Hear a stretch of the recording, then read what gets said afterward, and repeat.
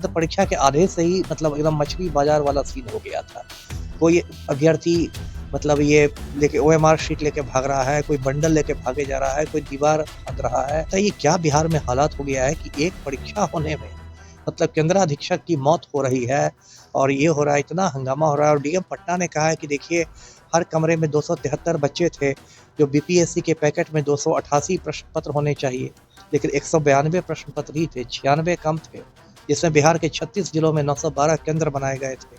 अकेले पटना जिले में 60 केंद्र थे और उसमें जो सबसे बड़ा केंद्र है, जो बापू परीक्षागृह है पटना के कुम्हराड़ में, जिसके बारे में कुछ लोग कहते हैं कि एशिया का सबसे बड़ा परीक्षा केंद्र है, 10-15 हज़ार की क्षमता है।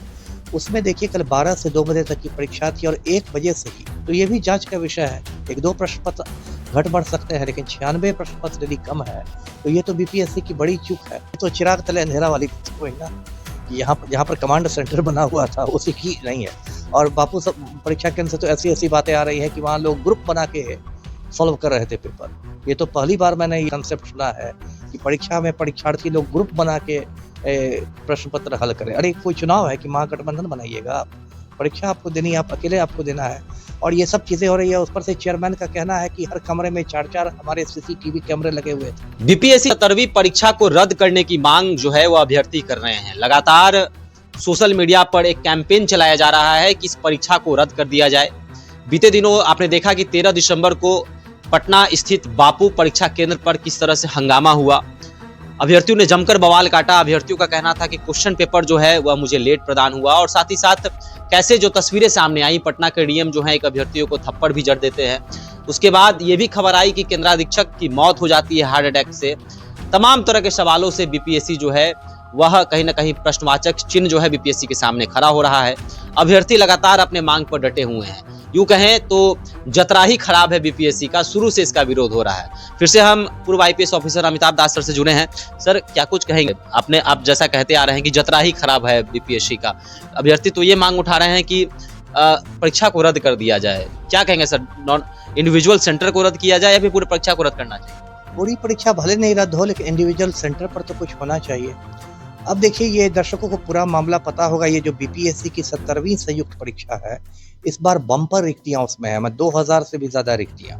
और शायद इसी वजह से इस बार शिक्षा माफिया की गिद्ध दृष्टि भी उस पर लगी हुई है। और इस बार 200 रिक्तियां हैं एसडीएम पर की, 136 रिक्तियां हैं डीएसपी की, और 4,83,000 बच्चों ने फॉर्म भरे हैं। लेकिन शुरू से ही इसमें कुछ ना कुछ होता रहा है। जैसे कि नॉर्मलाइजेशन को लेकर बीच में बहुत हंगामा हुआ था। 6 दिसंबर को नॉर्मलाइजेशन को लेकर धरना प्रदर्शन हुआ बीपीएससी के सामने। उसमें 250 बच्चों पर एफआईआर हुआ। छात्र नेता दिलीप को जेल भेजा गया। लाठीचार्ज हुआ, बहुत की टांग टूटी, हाथ टूटे। और तब जाके बहुत देर से बीपीएससी का स्पष्टीकरण आया कि नॉर्मलाइजेशन का कोई प्रस्ताव नहीं है। उसके इस परीक्षा में देखिए बीपीएससी का सर्वर डाउन था, जिसके बारे में कहते हैं कि लगभग 90,000 लड़के लड़कियां वंचित हो गए फॉर्म भरने से। तो ये बहुत बड़ा उनके साथ अन्याय हो गया, क्योंकि इससे बहुत सारे बच्चे होंगे जिनका ये आखिरी मौका होगा। ये मांग की गई बीपीएससी से कि फिर वो फॉर्म को रीओपन करे। बीपीएससी ने ये मांग भी नहीं मानी।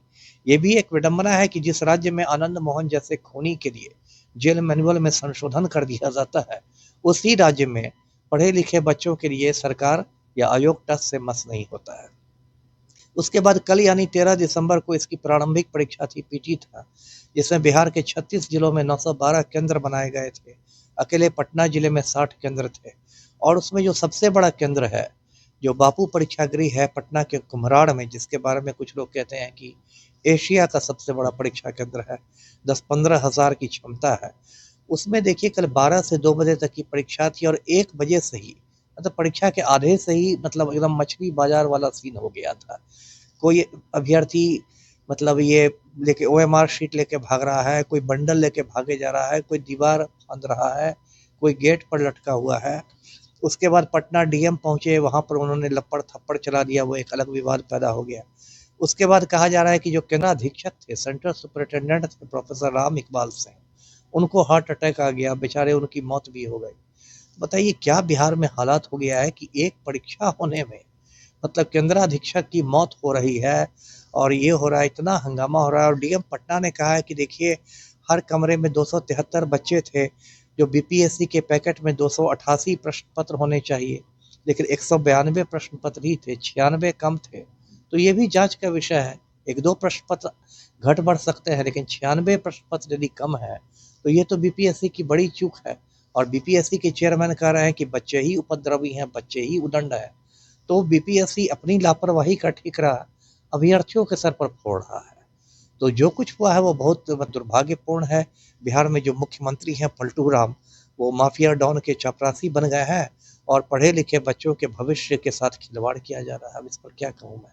सर बच्चे ये भी सवाल उठा रहे हैं कि जो एग्जामिनेशन कंट्रोल कमांड सिस्टम जहाँ होता है वहाँ बापू सभागार में ही बनाया गया था और 992 कुल सेंटर थे, लेकिन 991 पर ही बापू सभागार का जो है कंट्रोल नहीं किया जा रहा था। तो इस पर भी बच्चे प्रश्न खड़ा कर रहे हैं कि 991 तो था, लेकिन 92 जो है जो बापू सभागार है, बापू परीक्षा केंद्र है, उसका जो है मॉनिटरिंग नहीं की जा रही थी। अब ये तो चिराग तले अंधेरा वाली बात हो गई ना, कि यहाँ पर कमांड सेंटर बना हुआ था उसी की नहीं है।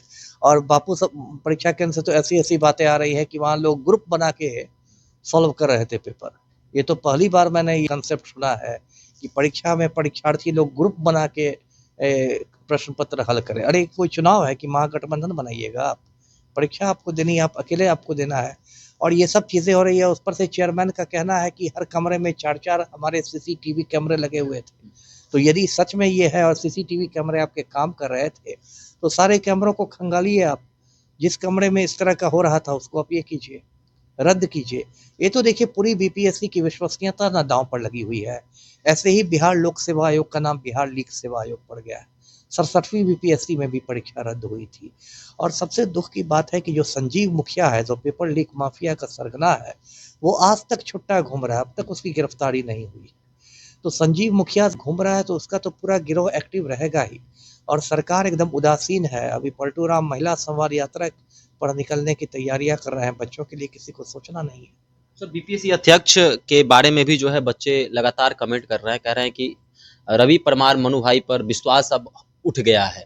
ऐसे बच्चे कमेंट कर रहे हैं और इस्तीफे की मांग कर रहे हैं। इस्तीफा मांगना तो जायज है, लेकिन वही है कि रवि मनु भाई परमार बेचारे इतने लॉबिंग करके बीपीएससी के चेयरमैन बने होंगे तो इतनी आसानी से इस्तीफा थोड़े देंगे। इस्तीफा तो नहीं देंगे। तो ये तो बच्चों की बात है, उसको एक कान से सुन के वे दूसरे कान से निकाल देंगे। जी चलिए, तो बीपीएससी 17वीं पर लगातार प्रश्नवाचक चिन्ह खड़ा हो रहा है। अभ्यर्थी अपनी मांग पर डटे हुए हैं। आपको क्या लगता है, अगर आप भी अभ्यर्थी हैं तो अभी क्या परीक्षा रद्द करने की मांग कर रहे हैं, या फिर कैसे देखते हैं बीपीएससी के तमाम पारदर्शिता को? आप भी हमारे साथ कमेंट बॉक्स में अपनी राय रख सकते हैं। धन्यवाद।